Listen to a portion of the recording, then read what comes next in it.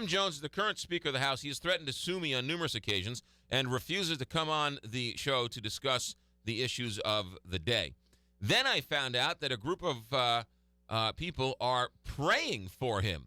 So in case I ever get sued, I want to be able to tell the judge or the jury that I actually promoted people to pray for him.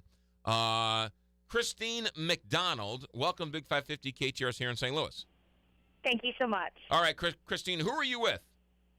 I was at the prayer vigil with Tim Jones, with MCU, Metropolitan Congregations United. Okay, what is Metropolitan Congregations United? Oh, wow. It is a group of faith-based leaders and churches that stand up to challenge issues that face social justice. So we actually work on legislation together to change for the people. Okay. And how many people were at this prayer service? Oh, you're asking a blind person. Oh. Well, how many people? How many people did you hear there? Oh, I don't know. There was probably a dozen or so. Okay. Now, where was this? Sacred Heart Catholic Church, which is in Eureka, which is his home Catholic church. Absolutely. Okay. What were they silent prayers or did you pray out loud? We actually prayed out loud. We actually had like a eulogy, and we touched on issues. We had just been at the Capitol. I was at the Capitol with Susan Sneed. We were actually talking to a number of people individually, such as Tim Jones, about some legislation. One was overturning the lifetime food stamp ban for drug offenders and saying that all people are worthy of food in Missouri. Mm-hmm. Another issue we prayed about and talked about for his heart to be touched and moved was for education and, of course, Medicaid expansion. Yeah, let's talk about Medicaid expansion for a moment. I am not an expert on Medicaid expansion, but I will do my best. No. Well, no. I don't think anybody's an expert on it because it's all kind of confusing. But Tim Jones, let's talk about his faith for a moment. Tim Jones is a Catholic, as am I. And he's not shy about telling people about his Catholic faith. Is that safe to say? That is very safe to say. Okay. So with that being said, not that he's the representative of the Catholic Church down in Jefferson City, but it's safe to say that he's guided by his faith. Is that? I would hope so. Right. Yeah. The Catholic Church and the Catholic Conference, the Missouri Catholic Conference, recently came out and wrote a letter to the legislature asking them to expand Medicaid, correct? Absolutely. Right. Absolutely. When you talked to Tim Jones about this, what did he say?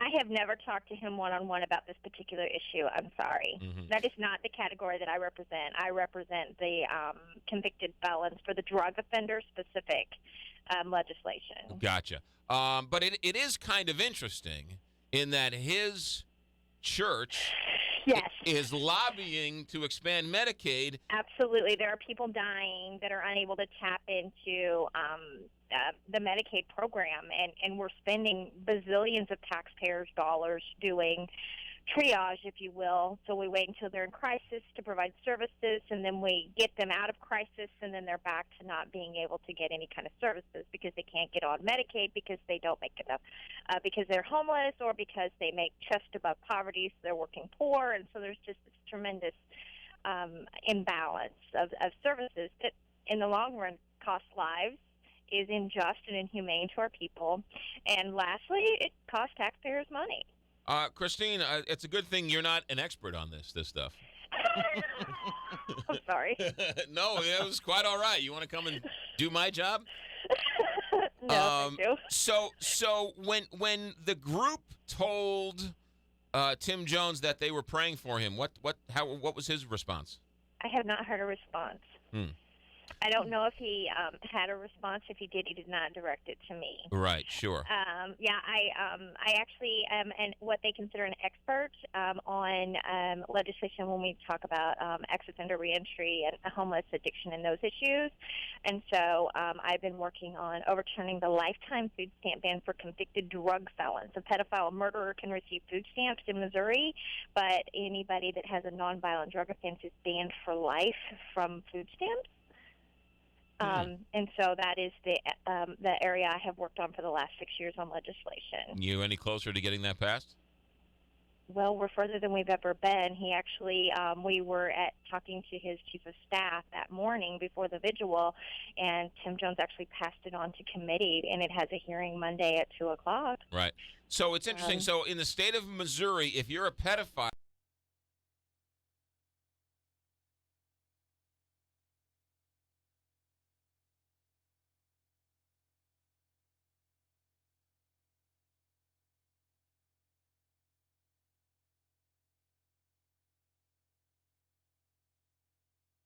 File in 24 hours if they meet the economic requirements. But anybody that suffers from the disease of addiction, which we know people recover and can get clean and live productive, tax-paying, productive lives, are banned for life no matter what. I myself was affected by that. I was a drug offender in the 90s.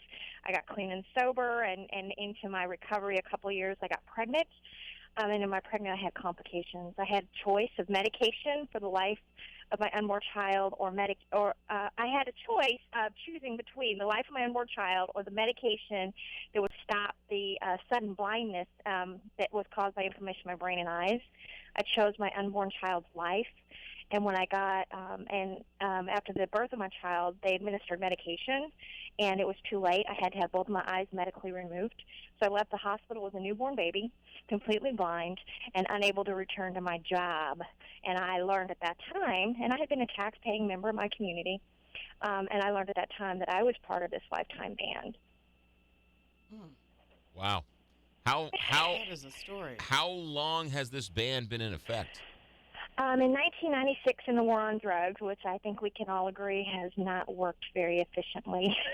But we are only one of 9 states that have a lifetime ban for drug felons. Any other criminal can get food stamps, except for nonviolent drug offenders.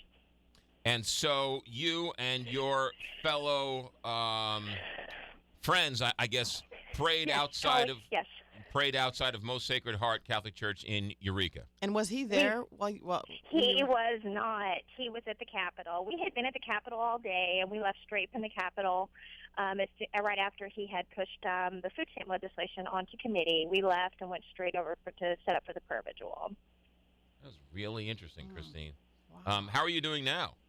Oh, I'm great. I'm the Director of Outreach and Advocacy for Magdalene St. Louis, a 2-year residential program for prostituted and trafficked women that also suffer from the disease of addiction. I have my own community organization, christinesvision.org, and I'm an author of the book Cry Purple. So I'm doing amazing. I'm also a homeowner, so I still advocate for this bill. I've been doing it since 2000. For 6 years, whatever that 2010, whatever that makes it, yeah. Since 2010, it's just bad policy. Can I ask a rude question? Go ahead. I won't take it as rude. So there's somebody out there who's saying you didn't need food stamps. You did it on your own without the food stamps. So why does somebody need the food stamps? Okay, look. I had both of my eyes medically removed. I had a newborn baby. I would stand in line at the food pantry for hours with a newborn baby. I've been sighted my whole life. I didn't know how to be blind. I needed to go through rehabilitation to learn how to be blind. It would have made that journey, which was a journey for me, so much easier. I was homeless and addicted, and I was trafficked. I'm a sex trafficking survivor, and I actually was living in a park for about 17 years. And when I left the streets, I got a job, and I was well on my way of putting my life together and learning how to live life, and I was working and paying taxes and being a productive member of my community. But, who plans on being blind in 72 hours? So it would have been a huge tool in my toolbox when I suddenly was left blind and unable to return to my job. Christine, where are you from originally? I was on the streets of Kansas City, Missouri. I'm originally from Oklahoma.